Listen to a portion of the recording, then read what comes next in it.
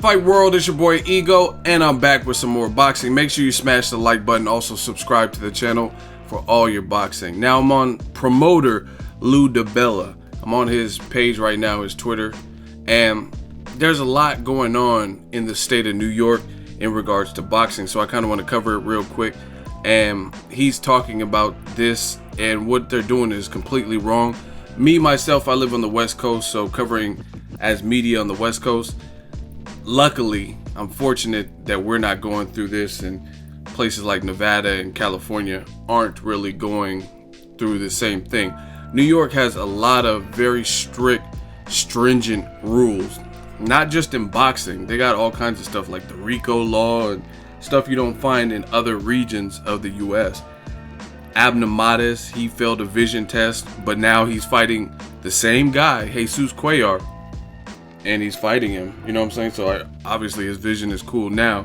I remember when Sergio Martinez, BEING.DIBELLA's fighter, Matavia, was fighting Cotto, they tried to ban him from wearing a knee brace. It's like, that's not a ped, it's not giving you any kind of enhancement or any strength, and we know he's coming off of a leg injury. So he had a petition to get himself able to wear that during the Cotto fight, even though he lost the fight. But nonetheless, they're going through this kind of war, and you guys see the tweet, and if you don't, I'll expand it for you. DBE, so DIBELLA Entertainment, forced to cancel remaining 2016 show dates in New York State due to current insurance law requirements. And if you click on this link, this particular link, it'll take you to this press release for DIBELLA. And I'm not going to read the whole thing because it's lengthy, and it's summarized: forced to cancel remaining 2016 show dates. And it's talking about the New York State Athletic Commission. There's a MMA law that was passed on September 1st. That's why UFC 205 is taking place. And it's requiring promoters to purchase $50,000 in medical coverage and $50,000 in death benefits for all athletes competing in the event. This is an increase from $10,000 a piece for medical coverage and also death benefits. So it went up, both metrics went up $40,000, and this is, to my knowledge, per fighter. It says benefits for all athletes competing in an event. So that's a lot of coverage right then and there. However, the law took the unprecedented step of requiring $1 million of coverage per athlete in the event of life-threatening brain injury. No insurance carrier has been authorized by the state to offer such a policy, and it does not appear that, despite the efforts of various promoters and the commission, such a policy is imminent.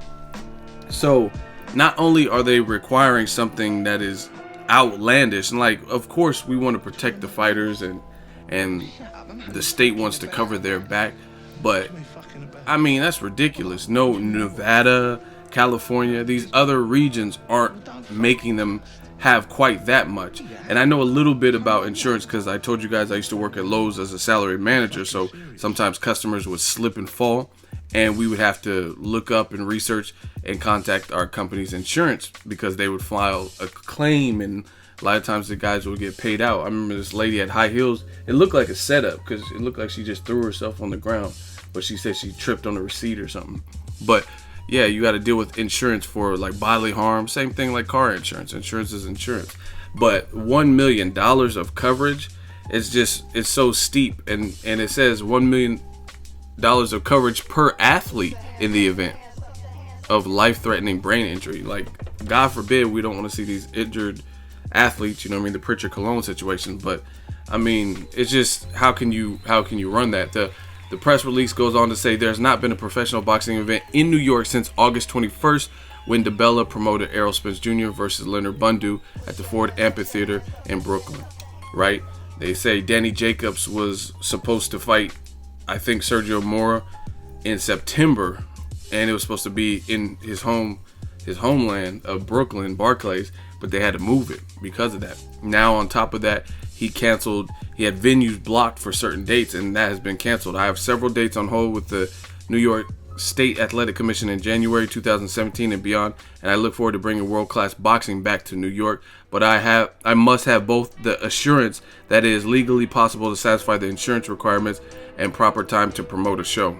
You know what I mean? So they're trying to work this out, but as of right now, it's just these prices for insurance are far too steep, and it's not even making sense. So it's going to take time to work it out, and hopefully they do, because again, even though I'm on the West Coast, it's one of the meccas. It's like, you know what I mean? It's like hip hop. Hip hop is prominent, like the origins, New York and the West Coast. You know what I'm saying? Obviously the South and stuff came into play in different areas, but the meccas, you think of certain meccas like big movements like NWA or Rakim and KRS-One. You look, most of those early hip hop pioneers came from the East Coast or the West Coast. And the same thing with boxing. You think of some of the most memorable fights, not like Thrilla in Manila or something that was overseas, but I'm talking about classic fights, classic people like Sugar Ray Leonard. A lot of times they fought at the Forum in the West Coast, or they fought in New York. You know what I mean? This is what these regions are known for. The West Coast and the East Coast are known for hosting some of boxing's biggest events. So when you have one side that's not cooperating, I mean, it's not a good look. And I'm all for the growth of the sport of boxing. Lou DiBella, he's obviously a big time promoter, and he's been in the industry. He went to school, law school, I believe, and he knows his stuff. So it's a shame that New York is doing this. I don't know if it's like extortion. You know what I mean? It's it's one thing to require it, but in addition, you're requiring those crazy amounts of insurance in order to promote your events there, right?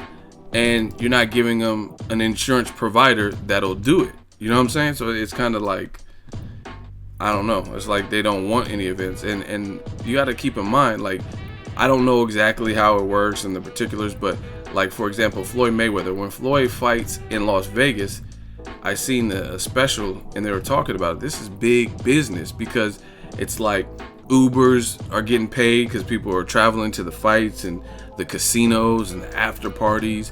You have the bartenders getting paid. It's like everybody's getting paid because Mayweather was having the biggest events in Las Vegas in boxing.